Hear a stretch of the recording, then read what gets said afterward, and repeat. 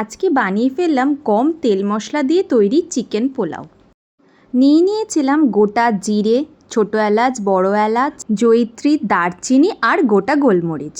কড়াই গরম হয়ে গেলে তার মধ্যে দিয়ে দেবো সাদা তেল আর ঘি।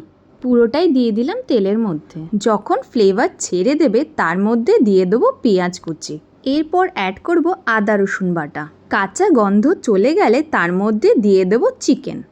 এরপর নুন দিয়ে ভালো করে নাড়িয়ে ঢাকা দিয়ে রাখবো। তারপর ঢাকা খুলে তার মধ্যে দিয়ে দেব জিরে গুঁড়ো আর ধনে গুঁড়ো। ভালো করে মিক্স করে তার মধ্যে দিয়ে দেব কাঁচা লঙ্কা। মশলা মেশানো হয়ে গেলে তার মধ্যে দিয়ে দেব টক দই। তারপর অ্যাড করব টমেটো। তারপর কিছুক্ষণ ঢাকা দিয়ে রাখবো। এর মধ্যে দিয়ে দেব ভিজিয়ে রাখা চাল।